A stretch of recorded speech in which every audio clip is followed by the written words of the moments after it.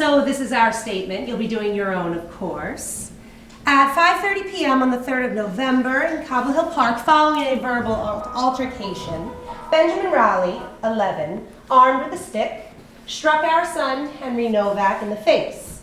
This action resulted in, apart from a swelling of the upper lip, the breaking of 2 incisors, including injury to the nerve of the right incisor. Armed? Armed? You don't like armed? What shall we say, Michael? Furnished? Equipped? Furnished with a stick? What do you think? Furnished, yes. Furnished with a stick. Furnished. You know, the irony is we've always regarded Cobble Hill Park as a haven of security, unlike Whitman Park. She's right. We've always said Cobble Hill Park, yes. Whitman Park, no. Absolutely. Anyway, thank you for coming. No need for us to get stuck down some emotional cul-de-sac. Oh, we should be thanking you. We should. Oh, I don't see that any thanks are necessary. After all, there is still such a thing as the art of coexistence, isn't there? Which the children don't appear to have mastered. Not at least on ours. Huh? Yes, not ours. What's going to happen to the tooth with the affected nerve? We don't know yet. They're being cautious about making a prognosis. Apparently the nerve hasn't been totally exposed. Only a little bit of it's been exposed. Some of it's been exposed and some of it's still covered, which is why they've decided not to dead the nerve just yet. They're trying to give the tooth a chance. Because of course it would be best to avoid endodontic surgery. Well, yes. So there'll be an interim period while they give the nerve a chance to recover. And in the meantime, they'll be giving him ceramic crowns. Whatever happens, you can't be fitted for implants until you're 18. No. Permanent implants can't be fitted until you finish growing. Of course. Well, I hope it all works out.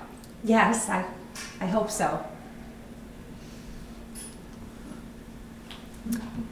These tulips are gorgeous. Yeah, they're from that little Korean deli, you know, the one up on Smith Street? The one at the end? Oh, yes. $40 for a bunch of 50. They come direct from Holland every morning. Oh, really? You know, the one at the end? Yes, oh, yes. You know, Henry didn't want to identify Benjamin. No, he didn't. Impressive sight, that child, sitting there, face bashed in, teeth missing, still refusing to speak. I can imagine. Well, he also didn't want to identify him for fear of looking like a tattletale in front of his friends. We have to be honest, Veronica. There's nothing more than bravado. Of course, but after all, bravado is a kind of courage, isn't it? Well, that's right. So what I mean is, how did you manage to get Benjamin's name? We told him he wasn't doing this child any favors by shielding him. It was said to him, if this child thinks he can keep on hitting people with impunity, why should he stop? We told him if we were this child's parents, we would definitely want to be told. Absolutely. Yes. Excuse me. Hey, Murray. Yeah, thanks for calling back. Yeah, right in today's Times. Let me read it to you. According to a paper published in The Lancet and taken up yesterday in the Financial Times, 2 Australian researchers have revealed the neurological side effects of Antril, a hypertensive beta blocker manufactured at the Varennes Pharma Laboratories. These side effects range from hearing loss to ataxia. So who the hell is your media watchdog? Yes, this is very goddamn inconvenient. No, what's most inconvenient about it, so far as I'm concerned, is the annual shareholders meeting is in 2 weeks. Do you have an insurance contingency to cover litigation? Okay, all right. Yeah. Well, Murray, ask your PR gal to find out if this appears anywhere else. Right. Call me back. Excuse me. So you're, Lawyer. What about you? Me, I have a wholesale company, household goods. And Veronica's a writer. She works part-time in an art history bookshop. A writer. I contributed to a collection on the civilization of Sheba based on the excavations that were restarted at the end of the Ethiopian-Eritrean War. And I have a book coming out in January all about the Darfur tragedy. So you specialize in Africa. I'm very interested in that part of the world. Do you have any other children? Henry has a 9-year-old sister, Camille. who's furious at her father because last night her father decided to get rid of the hamster. You got rid of the hamster. Yes. This hamster makes the most god-awful racket all night and then spends the whole day fast asleep. Henry was in a lot of pain last night. Being driven crazy by the noise that the hamster was making. And then, to tell you the truth, I've been wanting to get rid of it for a long time. So I said to myself, okay, that's it. I took it and I put it in the streets. I thought they loved drains and gutters and all that, but I guess not. Just sat there, paralyzed on the sidewalk. Well, they're not domestic animals. They're not wild animals. I don't really know where their natural habitat is. You dump them in the woods, they're probably just as unhappy. So I don't know where you're supposed to put them. You left it outside. He left it there and then tried to convince Camille that it'd run away, but she wasn't having it. Was the hamster gone this morning? Gone, yes. What field are you in? Oh, I'm in wealth management. Forgive me for putting the question so bluntly, but would it be possible for Benjamin to apologize to Henry? It'd be good if they talked. Well, he has to apologize, Alan. He has to tell him he's sorry. Yes, of course. Yes, but is he sorry? He realizes what he's done. He just doesn't understand the implications. He's 11. 11 is not exactly a baby anymore. Well, it's not exactly an adult either. Have we haven't offered you anything? Coffee? Tea? Is there any of that clafouti left, Ronnie? There is. It's an extraordinary clafouti. I wouldn't mind an espresso. Oh, just some water. Espresso for me too, sweetie. And just bring the clafouti anyway. Sure. You know, what I always say is we're like a lump of potter's clay. And it's up to us to, like, fashion something out of it. Perhaps it might not take shape to the very end. Who knows? You have to try this clafouti. Good clafouti is an endangered species. You're right. What is it you sell? Domestic hardware. Locks, doorknobs, soldering irons, all kinds of household goods. You know, saucepans, frying pans. Money in that, is there? Well, you know, it's never exactly been a bonanza. It was really hard when we started. But if I'm out there every day pushing my product, we survive. At least it's not seasonal, you know, like textiles.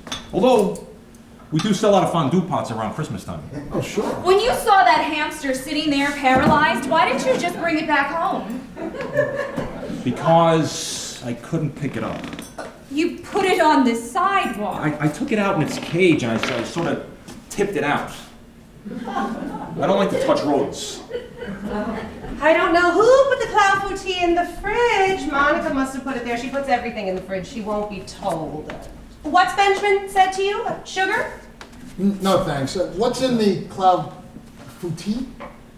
Apples and pears. Apples and pears. Apples and pears, my own little recipe, but this is going to be too cold. It's a shame. Apples and pears. This is a first. Apples and pears. It's pretty textbook, actually, but there is a little, oh, there you go. It's upside down. That's all right. There is a little trick to it. There is. Yes, you have to cut the pears thicker than the apples because the pears cook faster than the Oh, apples. of course. Well, wait. She's not telling you the real secret. Oh, let them try it. That's good. That's very good. Tasty. Gingerbread crumbs. Oh, brilliant. Oh, I can't take credit. It's actually his mother's recipe. Gingerbread, it's delicious. Well, at least all of this has given us a new recipe. I'd have preferred if it hadn't cost my son 2 teeth. Of course, that's what I meant. Strange way of expressing it. Not at all. Jeez. Excuse me. Yes, Murray. No, you cannot ask for a right of reply. You'll only feed the controversy. Are you insured? Okay. All right, well, what are these symptoms? What is ataxia? Right, and what about on a standard dose? How long have you known about this? And all that time, you never recalled it? Jeez. All right, what's your gross? I got it. I see. Yeah. Alan, would you mind joining us? Yes, I'm coming. Sarge, yeah, they've known about the risk for 2 years. an internal report, but it never formally identified any undesirable side effects. No precautions, not a word about it in the shareholders' report. They didn't get insured, nothing. Right. Oh, impaired motor skills, stability problems. In short, you look completely retarded. Right. They're grossing $150 million. Blanket denial. Yeah, blanket denial. He wanted a right of reply. I mean, we can't have a right of reply. Although, if the story spreads, we could put out a press release saying this information leaked 2 weeks before the shareholders meeting. Right. Yeah, okay, yeah, he said he'd call me back. Okay. I haven't had any lunch. Please, help yourself. Thanks. I have no manners. So, what were we talking about? That it would have been nicer to meet under different circumstances. Right, yeah. So, your mother made the clafouti is... The recipe is my mother's, but Ronnie made this one. Huh. Your mother doesn't mix apples and pears. No. Poor thing has to have an operation. Really, what for? Her knee. Yeah, they're gonna insert a rotatable prosthesis made of metal and polyethylene. She's wondering what's gonna happen to it after she's cremated. Ugh, don't be horrible. She refuses to be buried next to my father. She wants to be cremated and put next to her mother, who's all on her own in Florida. 2 urns looking out to sea. Trying to get a word in edgewise. We're very touched by your generosity. We appreciate the fact that you're trying to calm the situation down rather than exacerbate it. Frankly, it's the least we could do. Yes. No, not at all. How many parents, when standing up for their children, become infantile themselves? Well, if Henry had broken 2 of Benjamin's teeth, I'm afraid Alan and I would have been a lot more thin-skinned about it. I'm not certain we'd have been so broad-minded. Of course you would. No, she's right. Not at all certain.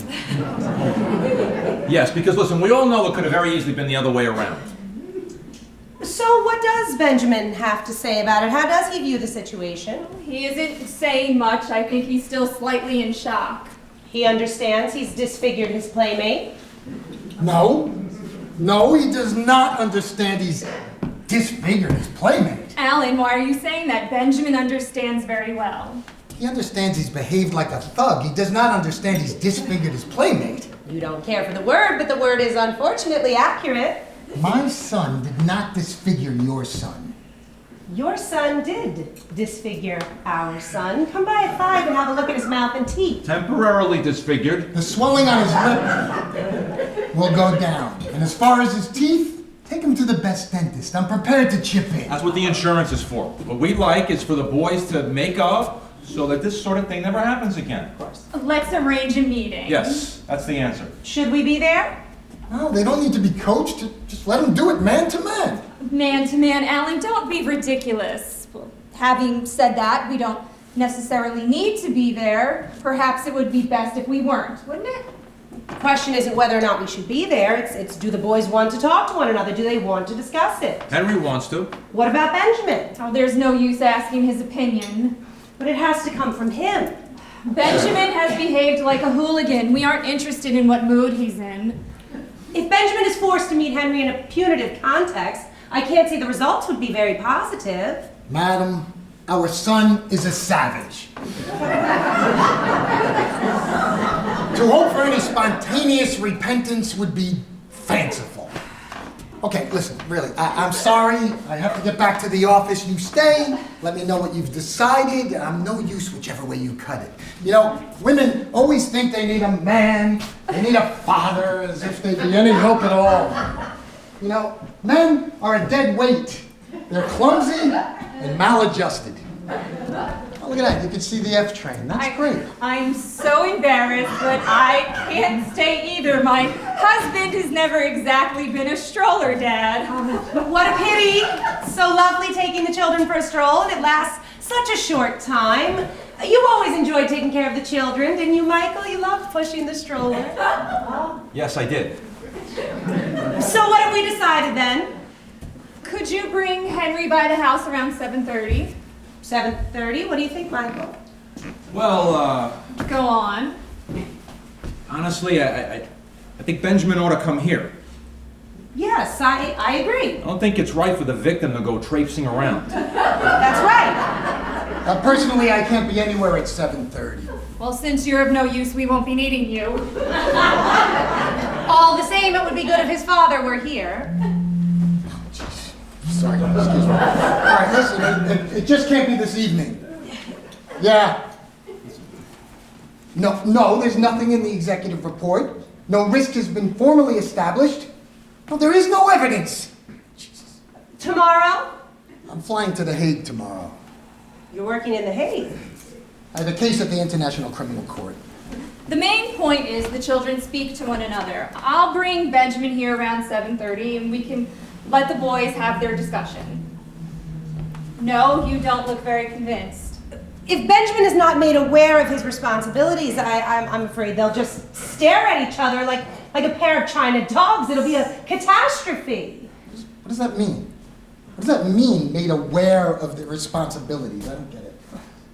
I'm sure your son is not a savage. Benjamin isn't a savage. Yes, he is. This is absurd. Why say something like that? He's a savage. How does he explain his behavior? He doesn't want to discuss it. Perhaps he ought to discuss it. He ought to discuss any number of things. He ought to come here, he ought to discuss it,